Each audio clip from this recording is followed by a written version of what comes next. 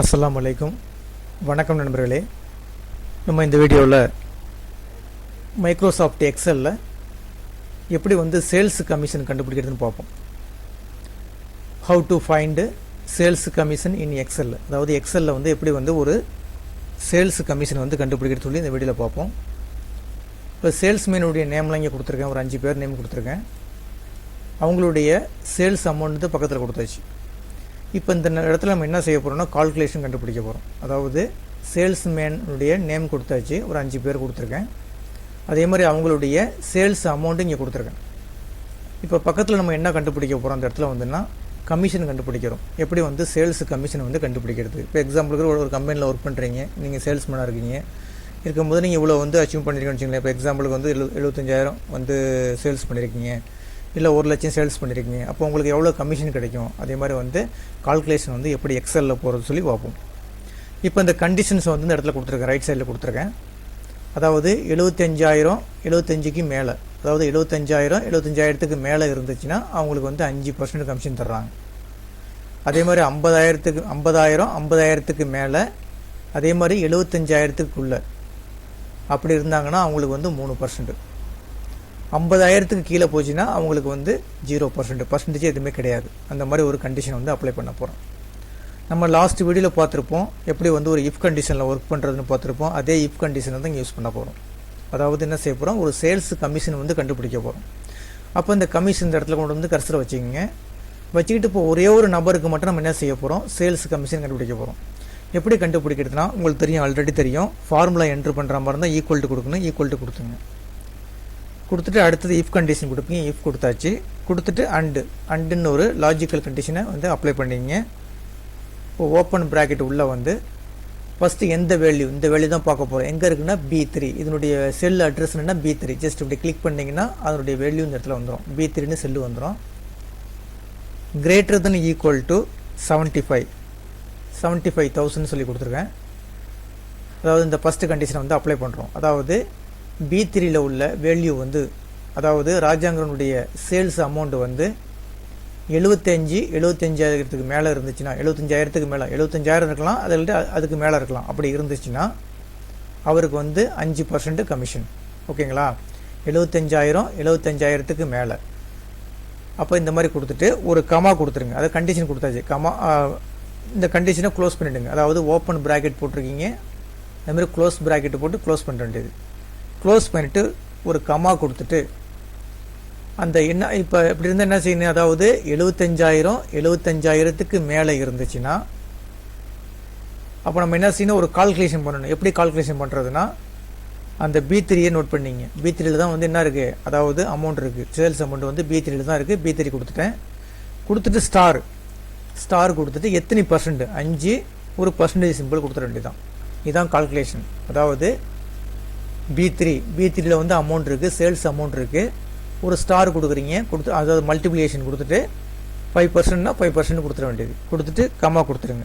இப்போ என்ன செஞ்சுட்டு ஒரு கண்டிஷன் முடிஞ்சு, அதாவது இந்த ஃபஸ்ட்டு கண்டிஷன் முடிஞ்சு. அதாவது 75,000 75,000க்கு மேலே இருந்துச்சுன்னா 5% அதை கொடுத்தாச்சு. இப்போ அடுத்த கண்டிஷன் வரும், ரெண்டாவது கண்டிஷன். இது என்னென்னா 50,000 50,000க்கு மேலே, அதே மாதிரி 75,000க்குள்ளே இருக்கணும். அப்படி இருந்தாங்கன்னா அவங்களுக்கு என்னென்னா 3%. அப்போ அடுத்த கண்டிஷன் இஃப் கொடுத்துருங்க. ஓப்பன் ப்ராக்கெட்டு அண்டு கொடுத்துட வேண்டியது. ஓப்பன் ப்ராக்கெட் கொடுத்துருங்க. கொடுத்துட்டு இந்த இதை செட் பண்ண வேண்டியது தான். 50,000 எப்படி செட் பண்ணுறது, அதே செல்லு தான். அந்த செல்லை கிளிக் பண்ணிங்க. கிரேட்டர் தென் ஈக்குவல் டு 50,000, அதாவது 50,000 50,000க்கு மேலே. இதை கொடுத்தாச்சு. 50,000 50,000க்கு மேலே இருக்குன்னு ஒரு கமா கொடுத்துட்டு அடுத்த கண்டிஷனை அப்படியே கொடுத்துருங்க. அதில் என்ன கொடுக்குறது, அதே B3யை கிளிக் பண்ணிங்க. கிளிக் பண்ணிட்டு லெஸ் தென் 75,000 அப்படின்னா என்னன்னா 50,000க்கு மேலே இருக்கணும். 50,000 இருக்கலாம், அல்லது 50,000க்கு மேலே இருக்கலாம். ஆனால் எப்படி இருக்கணும், 75,000க்குள்ளே இருக்கணும். 75,000 இருந்துச்சுன்னா இந்த கண்டிஷன் எடுத்துக்கும். 75,000க்கு, அதாவது 75,000 75,000க்கு மேலே இருந்துச்சுன்னா இந்த ஃபஸ்ட்டு கண்டிஷன் எடுத்துக்கும், அதாவது 5% எடுத்துக்கும். அப்போ 75,000க்கு கீழே இருந்துச்சுன்னா என்ன செய்யும், அந்த ரெண்டாவது கண்டிஷன் எடுத்துக்கும். அதாவது 50,000 50,000க்கு மேலே, 75,000க்கு கீழே இருந்துச்சுன்னா அந்த ரெண்டாவது கண்டிஷன் எடுத்துக்கும். இந்த ப்ராக்கெட்டை க்ளோஸ் பண்ணிவிடுங்க. க்ளோஸ் பண்ணிட்டு ஒரு கமா கொடுத்துட்டு பக்கத்தில் அதே தான் B3 ஸ்டார் கொடுத்துட்டு 5க்கு பதில் 3% கொடுத்துட வேண்டியது. B3 ஸ்டாரு 3% கொடுத்து 3% கொடுத்துட வேண்டியது. ஓகேங்களா?